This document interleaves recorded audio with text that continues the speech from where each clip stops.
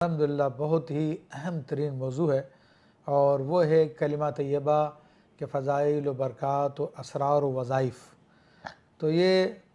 اہم موضوع ہے اور اس کے بارے میں مسلمان کو جاننا چاہیے۔ تو پہلے تو میں اس کلمہ طیبہ کے فضائل و برکات آپ کے سامنے بیان کروں گا اور اس کے بعد انشاءاللہ تبارک و تعالی کچھ اس کے وظائف بیان کروں گا، پھر اس کے ذکر کے طریقے ہیں کچھ وہ میں آپ کے سامنے بیان کروں گا اور اس کے بعد پھر میں آپ کے میسیجز دیکھوں گا انشاءاللہ تبارک و تعالی۔ دیکھیں یہ وہ عظیم الشان کلمہ طیبہ ہے کہ جس کے بارے میں اللہ نے اور اس کے رسول عز و جل و صلی اللہ تعالی علیہ وآلہ وسلم نے ہمیں ترغیب دلائی اور اس کو لازم کرنے کا حکم دیا، یعنی لا الہ الا اللہ، کیونکہ یہ کلمۃ التقویٰ ہے، یعنی یہ کلمہ تقوی کا کلمہ ہے،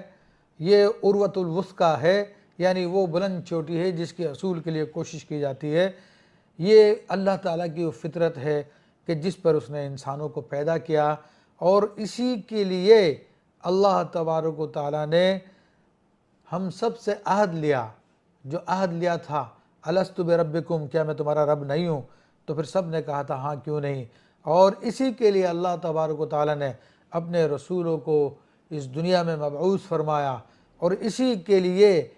اللہ تبارک و تعالیٰ نے اپنی کتابیں نازل کی تاکہ ان کے ذریعے رسول ان کتابوں کے ذریعے اس کلمے کی حقیقت ہمیں سمجھائیں، اس کی تعریف، اس کی شروط اور اس کے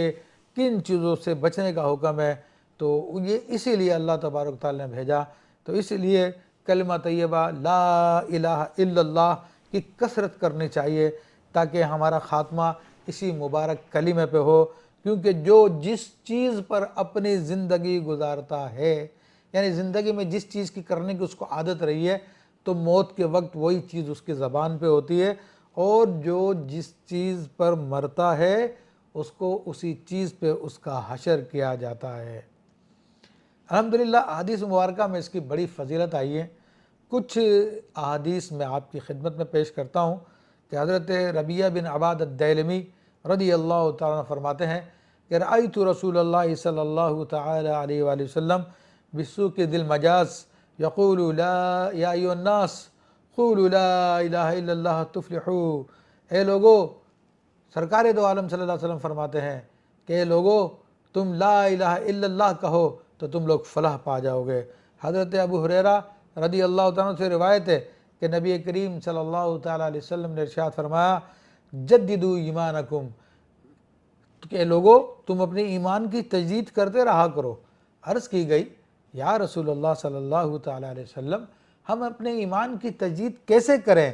تو نبی علیہ السلام نے فرمایا کہ تم لا الہ الا اللہ کی کثرت کیا کرو، تو اس سے ایمان کی تجدید ہوتی ہے۔ اسی طرح حضرت ابو ہریرہ رضی اللہ تعالیٰ عنہ سے یہ بھی روایت آئی ہے کہ نبی علیہ السلام نے فرمایا کہ کسی اور چیز کی قسم مت کھاؤ بلکہ کہو لا الہ الا اللہ۔ پھر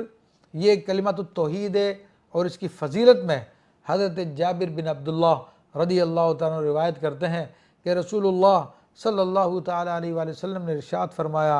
امرت ان اقاتل الناس حتی یقولوا لا الہ الا اللہ، کہ مجھے حکم دیا گیا، یعنی اللہ کی طرف سے حکم آیا ہے کہ میں لوگوں سے جہاد کرتا رہوں جب تک کہ وہ لا الہ الا اللہ نہ کہہ دیں، یعنی جب لا الہ الا اللہ کہہ دیں، اس کو مان لیں،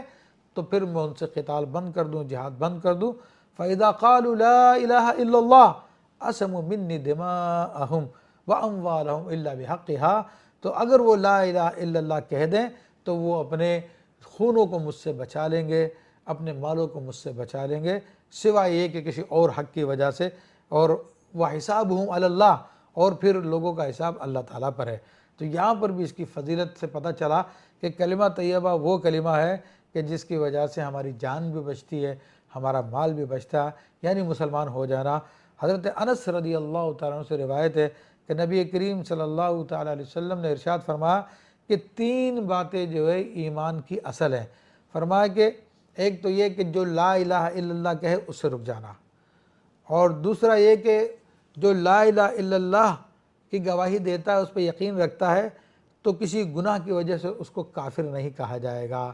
اور کسی عمل کی وجہ سے اس کو اسلام سے خارج نہیں کیا جائے گا۔ یعنی مسلمان جب بندہ ہو جاتا ہے تو برے اعمال کی وجہ سے وہ کافر نہیں ہوتا۔ اس کافر کب ہوتا ہے؟ جب اس کے عقیدوں میں خرابی آ جائے، تو عمل کی وجہ سے، گناہ کی وجہ سے کافر نہیں ہوتا۔ دراصل اس حدیث شریف میں رد ہے ان معتزلیوں کا کہ جو کہتے تھے کہ گناہ کبیرہ کی وجہ سے انسان مومن نہیں رہتا۔ تو علماء اسلام کا نظریہ اس کے مقابلے میں یہ ہے کہ گناہ کبیرہ سے بھی مومن رہتا ہے، لیکن اس کی توبہ واجب ہے۔